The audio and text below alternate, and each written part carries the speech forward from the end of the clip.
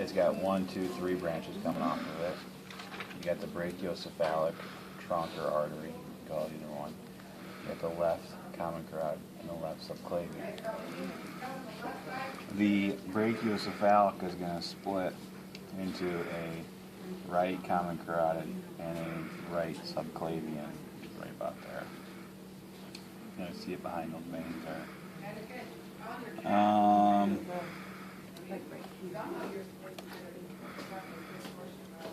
I don't think this is going to have very good vertebral arteries on it, or internal thoracics, because they are in the front and they cut away. That'd probably be asking more on the Chest plate? chest plate, yeah, right? Chest plate.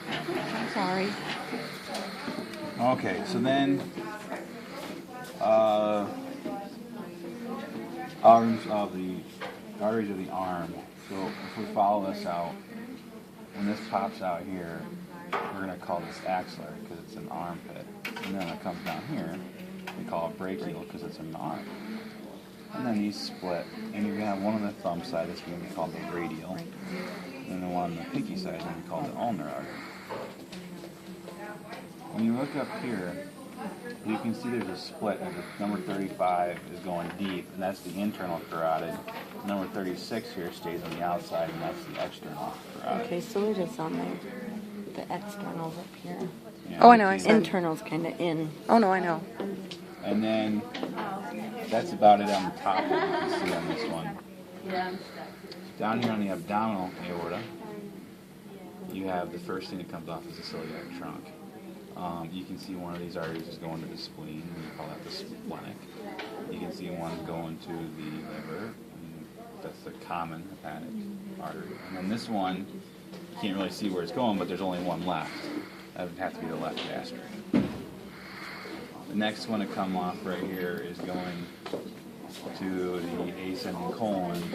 That is the superior mesenteric artery. I can see over here on this side, a renal artery going to the kidney, and you can't really see the adrenal arteries on this guy, but they would go to the adrenal gland above the kidney. Then I've got some gonadal arteries coming down here, going to the gonads.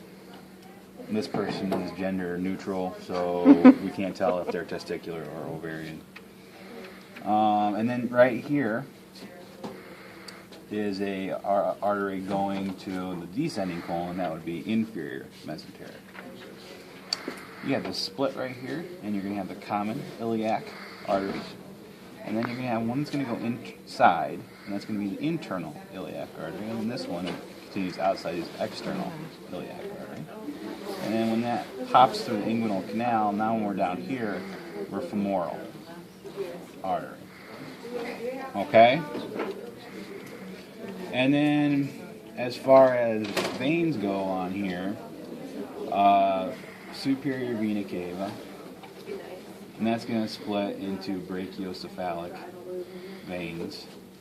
And then you're going to have the jugulars come off. There's not a common jugular, there's just an internal and an external jugular.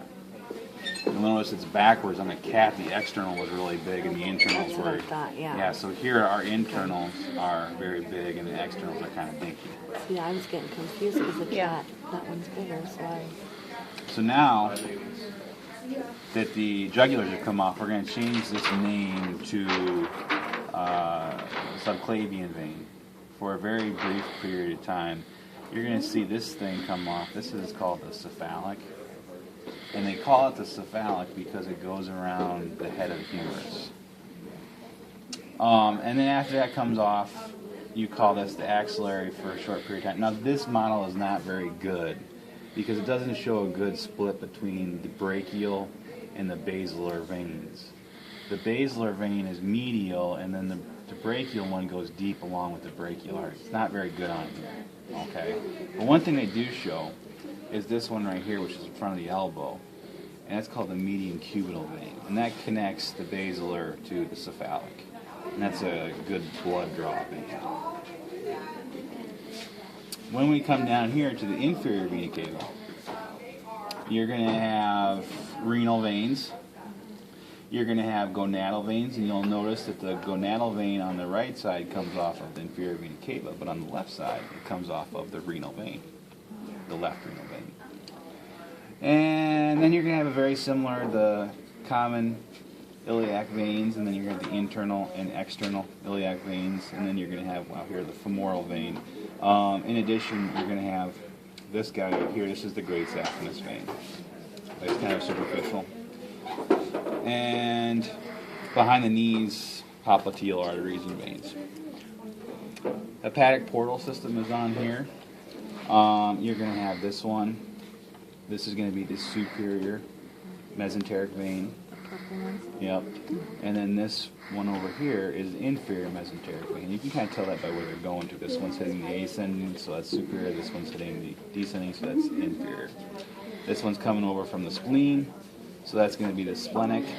And they're all going to combine to make the hepatic portal vein.